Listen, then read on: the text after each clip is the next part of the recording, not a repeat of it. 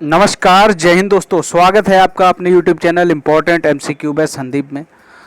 दोस्तों, जैसा कि आप जानते हैं कि हम लोग DLED 4th सेमेस्टर की तैयारी कर रहे हैं और आज हम आपके सामने पिछले वर्षों में पूछे गए सभी प्रश्न पत्रों के वस्तुनिष्ठ प्रश्न यानी ऑब्जेक्टिव प्रश्नों का वीडियो लेकर आए हैं।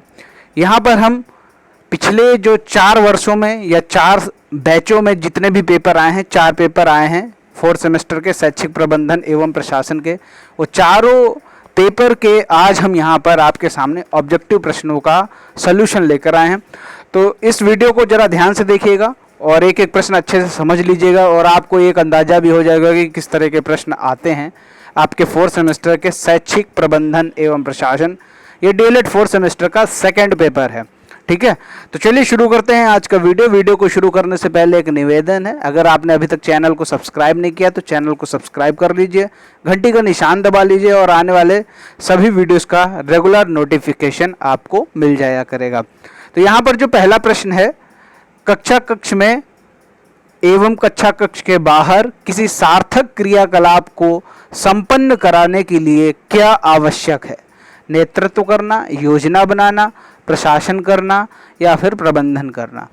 अब आप यहाँ पर देख सकते हैं कि चारों ऑप्शन बिल्कुल सही लग रहे हैं, क्योंकि अगर किसी भी सार्थक क्रियाकलाप को कराना है तो वहाँ पर नेतृत्व भी होना चाहिए, योजना भी होना चाहिए, प्रशासन भी होना चाहिए और प्रबंधन भी होना चाहिए। लेकिन यहाँ पर टू द पॉइंट उत्तर क्या होगा कि अगर किसी क्रियाकलाप को संपन्न कराना है तो उसके लिए आपका जो कुशल प्रबंधन होना बहुत जरूरी, क्योंकि प्रबंधन के अंतर्गत ही योजना बनाना भी आ जाएगा, प्रबंधन के अंतर्गत ही नेतृत्व करना भी आ जाएगा और प्रबंधन के अंतर ही प्रशासन करना भी आ जाएगा। तो यहाँ पर जो सही उत्तर होगा वो होगा प्रबंधन करना।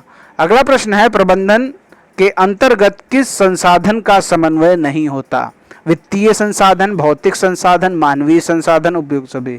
अब यहाँ पर वित्तीय संसाधन भी होगा, भौतिक भी होगा, मानवीय भी होगा, लेकिन यहाँ पर जो प्रश्न है वही गलत है। यहाँ पर होना चाहिए, ये होना चाहिए, विद्यालय प्रबंधन के अंतर्गत किस संसाधन का समन्वय होता है। तो यहाँ पर इन तीनों का होता है, तो हम यहाँ पर ऑप्शन सही कर सकते हैं, उपयुक्त सभी। क्योंकि जब विद्यालय का प्रबंध किया जाता है तो वहाँ पर भौतिक भी जरूरत होती है, आपको मालूम है, भौतिक जैसे बिल्डिंग हो गई या विद्यालय का अन्य सभी सामान। मानवीय संसाधन में क्या होता है, जो आपके टीचर्स हैं और जो आपके नॉन टीचिंग स्टाफ हैं, बच्चे हैं, ये सब मानवीय संसाधन में आते हैं। और जो वहाँ पर धनराशि खर्चा होती है वो वित्तीय संसाधन के रूप में जानी जाती है। तो विद्यालय जो प्रबंधन है वहाँ पर इन सभी का समन्वय होता है। ठीक है, यहाँ पर प्रश्न थोड़ा गलत पूछ लिया गया है, यहाँ पर नहीं जो लिखा है ये नहीं होना चाहिए था। आगे बढ़ते हैं, अगला प्रश्न है, विद्यालय में शिक्षण के अलावा बच्चों में विकास हेतु विशेष ध्यान दिया जाना चाहिए। गणित विषय का, अंतर्निहित गुणों का, अंतर्निहित शक्तियों का, अंतर्निहित गुणों एवं शक्तियों का। तो शिक्षण के अलावा बच्चों के विकास हेतु विशेष ध्यान दिया जाना चाहिए, वो होगा अंतर्निहित गुणों एवं शक्तियों का। शिक्षण तो करना ही करना है और उनके जो अंदर शक्तियां हैं, उनके अंदर जो गुण हैं, उनको आपको बाहर लाना है, उनको विकास करना है। कक्षा कक्ष में बच्चों के लिए फर्नीचर की व्यवस्था की जानी चाहिए। तो फर्नीचर की व्यवस्था हमेशा बच्चों की शारीरिक अभिवृद्धि के अनुसार की जानी चाहिए। ठीक है, अगर पठन क्षमता के अनुसार कर देंगे तो पता चला कोई बच्चा अच्छा है पढ़ने में तो उसके लिए क्या बड़ी सीट देंगे? नहीं ना, उसकी शारीरिक अभिवृद्धि के अनुसार। अगर बच्चा उसकी बहुत ज़्यादा अच्छी सेहत है तो आप कह सकते हैं कि उसके लिए थोड़ी ज़्यादा जगह चाहिए और हो सकता है उसी की जगह पर 2 बच्चे बैठ जाएं। तो यहाँ पर क्या है, फर्नीचर की व्यवस्था बच्चों के शारीरिक अभिवृद्धि के हिसाब से करनी चाहिए। अधिगम प्रबंधन का महत्वपूर्ण पक्ष है अनुशासन, दंड, डांट फटकार या फिर प्रशासन। तो यहाँ पर जो अधिगम प्रबंधन का जो महत्वपूर्ण पक्ष है, इन चारों ऑप्शन में प्रशासन सही उत्तर होगा। मान्यता के अनुसार बच्चों के अधिक नज़दीक कौन होते हैं? बच्चों के अधिक नज़दीक होते हैं माँ बाप, और माँ बाप में भी अगर ऑप्शन चुनने को आ जाए तो वो होंगी माँ। ये मान्यता के अनुसार है। और माँ बाप के बाद कौन सबसे नज़दीक होता है? शिक्षक। ग्राम शिक्षा समिति का सदस्य सचिव कौन होता है? तो ग्राम शिक्षा समिति का सदस्य सचिव होता है बेसिक स्कूल का प्रधानाध्यापक। अब यहाँ पर यह भी प्रश्न बन सकता है कि ग्राम शिक्षा समिति का अध्यक्ष कौन होता है? तो अध्यक्ष होता है आपका ग्राम प्रधान। ठीक है, अगला प्रश्न है, उचित वित्तीय प्रबंधन निर्धारित करता है प्रबंधन की सफलता को, धन की उपलब्धता को, कार्यक्रम की सफलता को, उपयुक्त में से कोई नहीं। तो जो उचित वित्तीय प्रबंधन है वो निर्धारित क्या करता है? आपके पास यहाँ पर 4 ऑप्शन है। विद्यालय की जो प्रबंधन की सफलता है उसको निर्धारित करता है, या फिर धन की उपलब्धता को। देखिए, वित्तीय की बात आएगी तो यहाँ पर धन की तो बात जरूर आएगी, धन की उपलब्धता को निर्धारित करता है। लेकिन जब इसका ओवरऑल रिजल्ट देखते हैं तो यहाँ पर जो उचित वित्तीय प्रबंधन है वो प्रबंधन की सफलता को निर्धारित करता है। तो प्रश्न संख्या 9 है, लर्निंग कॉर्नर द्वारा बच्चों में कौन सा गुण विकसित होता है? तो लर्निंग कॉर्नर द्वारा बच्चों में स्वयं द्वारा अवलोकन करने का गुण विकसित होता है, क्योंकि लर्निंग कॉर्नर में बच्चा जाता है और वहाँ स्वयं देखता है कि कौन सी किताब अच्छी है, या कौन सी किताब उसके काम की है, या कौन सी जो पाठ्य सहगामी जो उससे संबंधित जितनी भी सामग्री रखी हुई है वो उसके कौन से काम की है। तो जब वो स्वयं अवलोकन करता है तभी उसके बारे में सीख पाता है। अगला प्रश्न है, परिषदीय प्राथमिक विद्यालयों की कक्षा 2 में निर्धारित कुल पाठ्य पुस्तकों की संख्या कितनी है? तो जो कक्षा 2 में पाठ्य पुस्तक हैं वो हैं 2। कौन कौन सी है? कलरव और गिनतारा। यहाँ पर आप पांचों क्लास की बात याद कर लीजिए, क्योंकि ये एक प्रश्न जरूर पूछा जाएगा आपकी परीक्षा में। कक्षा 1 में होती है 1 पाठ्य पुस्तक, कक्षा 2 में होती है 2 पाठ्य पुस्तक, कक्षा 3 में होती है 3 पाठ्य पुस्तक, कक्षा 4 में होती हैं आपकी 5 पाठ्य पुस्तक, और कक्षा 5 में होती है 6 पाठ्य पुस्तक। यहाँ पर आपने देखा कक्षा 1 से 3 तक तो नॉर्मल किताबें जितनी कक्षा उतनी ही पाठ्य पुस्तकें, और 4 और 5 में एक एक ज़्यादा पाठ्य पुस्तक चलती, 4 में चलती हैं 5, 5 में चलती हैं 6। अगला प्रश्न है, सामान्य रूप से विद्यालय में कुल कितनी प्रकार की समय सारणी बनाई जाती है? अब अगर आपसे ये प्रश्न आता आपका अति लघुत्तरी या लघुत्तरी में, तो आपको यहाँ पर कितनी विद्यालय में कुल कितनी समय सारणी बनाई जाती है? तो कुल बनाई जाती हैं 6, ठीक है। लेकिन पूछ रहा है सामान्य रूप से विद्यालय में कुल कितनी समय सारणी बनाई जाती है? तो यहाँ पर आप जानते हैं कि सामान्य रूप से प्रत्येक विद्यालय में सिर्फ एक ही समय सारणी बनाई जाती है, ठीक है। तो यहाँ पर ऑप्शन में भी 6 नहीं है, तो हम यहाँ पर 1 को सही टिक मारेंगे यहाँ पर। और दोस्तों अगर बात करें वो 6 समय सारणी कौन कौन सी है, तो उनको मैं बता देता हूँ। एक तो होती है कक्षा वार समय सारणी, एक होती है अध्यापक वार समय सारणी, और तीसरी होती है पाठ्य सहगामी क्रियाकलापों वाली सारणी, और चौथी होती है अध्यापक के लिए रिक्त कक्षाओं, जो उनके जो रिक्त पीरियड रहते हैं उसके लिए समय सारणी रहती है एक, और 5वीं होती है लिखित कार्य के मूल्यांकन के लिए समय सारणी बनाई जाती है, और खेल कूद एवं अन्य क्रियाकलापों के लिए समय सारणी बनाई जाती है। कुल मिलाकर 6 समय सारणी का प्रावधान है। अगला प्रश्न है, समय सारणी उत्तम साधन है विद्यालय में अनुशासन स्थापित करने के लिए, नियमित शिक्षण अधिगम प्रक्रिया का, शिक्षकों में शिक्षण अनुशासन का, प्रधानाध्यापक के निरीक्षण की सुविधा का। तो यहाँ पर जो समय सारणी उत्तम साधन है वो है नियमित शिक्षण अधिगम प्रक्रिया का। अगला प्रश्न है, छोटे बच्चों के लिए एक पीरियड की उपयुक्त अवधि क्या होगी? वो होगी 30 से 35 मिनट। अब सभी अभिलेख कैसे होने चाहिए? सही, वैध, विश्वसनीय, ये तीनों। Option number the. अगला जो प्रश्न है, जिला समन्वयकों के पद सृजित किए जाते हैं। अब जो जिला समन्वयक होता है, डिस्ट्रिक्ट कोऑर्डिनेटर होता है, वो किसके अंडर में काम करता है? तो वो जिला बेसिक शिक्षा अधिकारी के अधीनस्थ काम करता है। अधीनस्थ का मतलब होता है उससे नीचे काम करता है, ठीक है। तो ये आपने समझ लिया।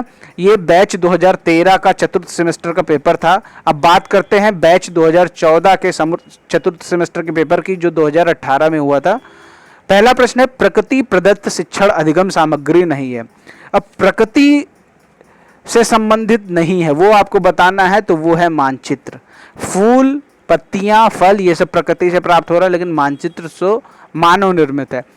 प्राथमिक स्तरीय हिंदी भाषा की पाठ्य पुस्तक है, जो हिंदी भाषा की पाठ्य पुस्तक है प्राथमिक स्तर पर, वो है कलरव। अगला है, छात्रों में सूक्ष्म अवलोकन की क्षमता विकसित होती है।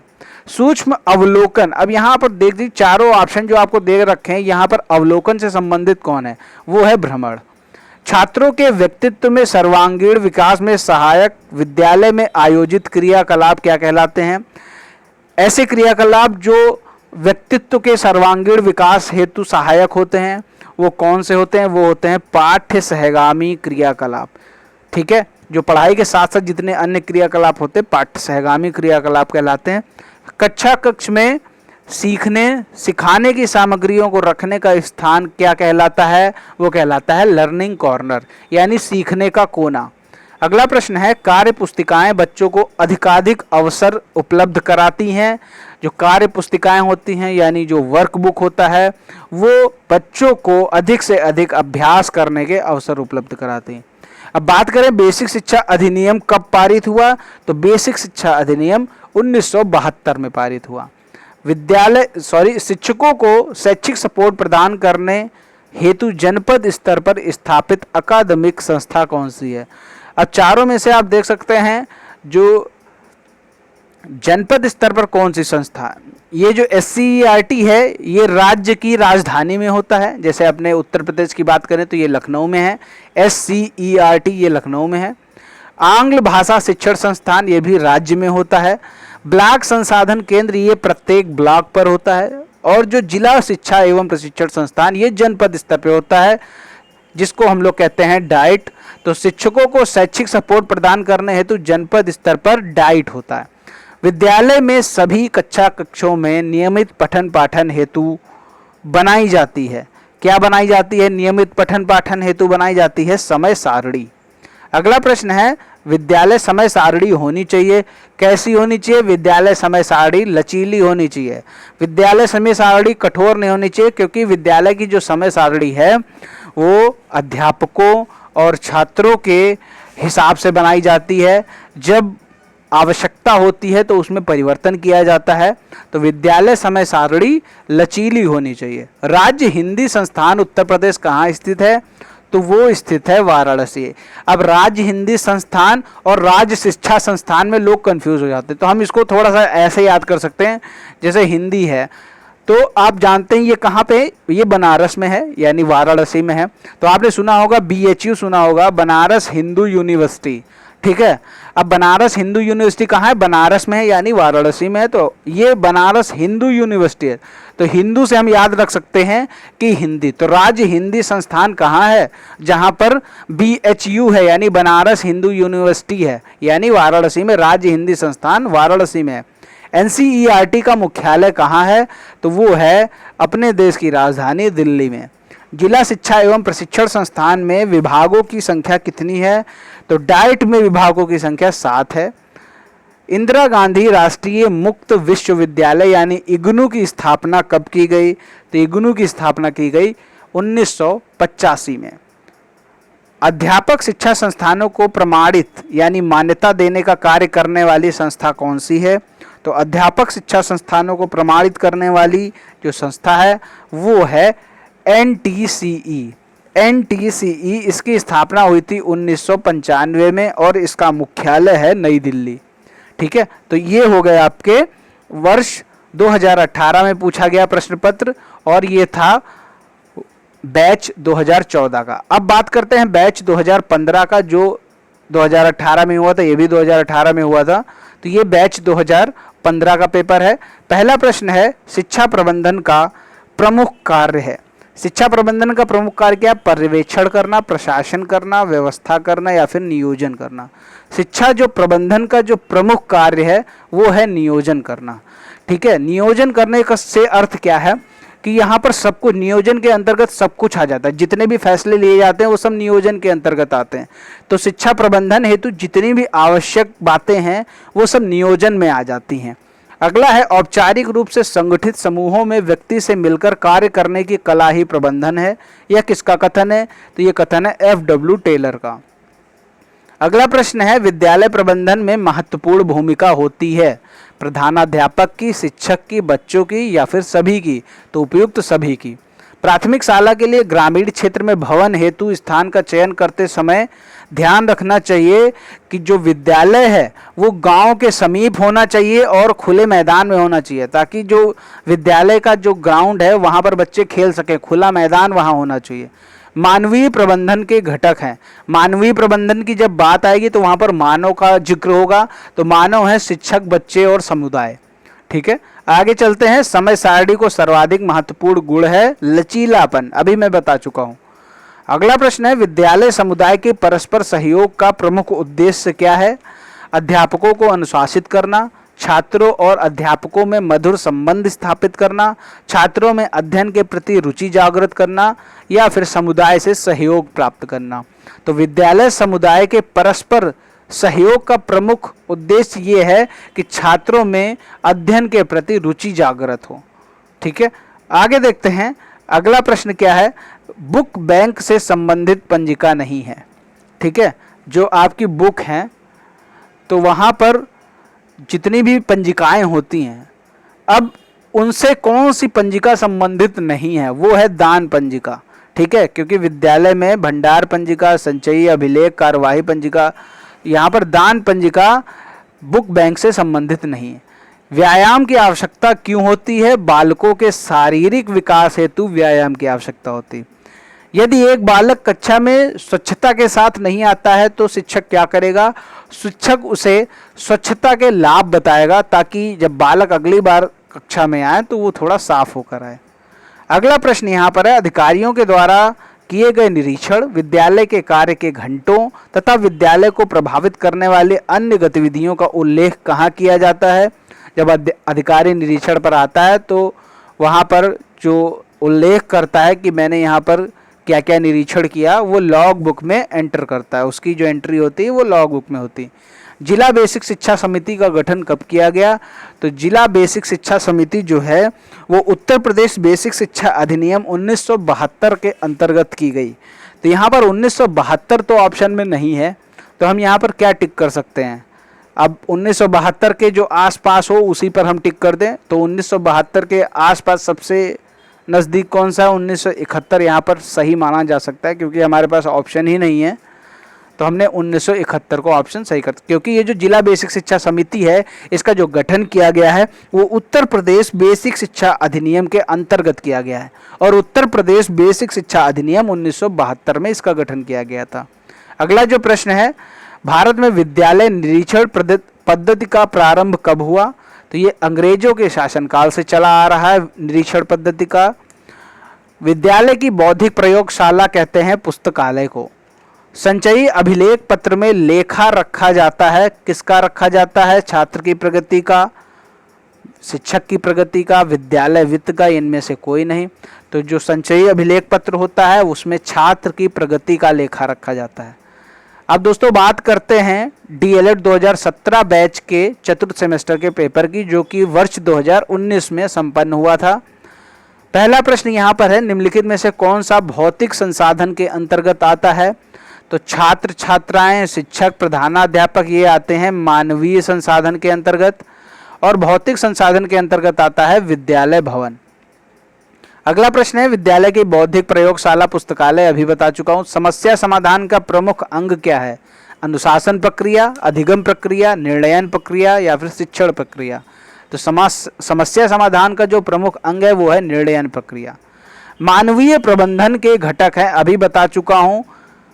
जो मानवीय प्रबंधन के घटक हैं वो हैं शिक्षक, छात्र छात्राएं एवं समुदाय, यानी मानवीय मतलब मानव से संबंधित है। समय सारणी को क्या कहा जाता है? तो समय सारणी को कहा जाता है विद्यालय की दूसरी घड़ी।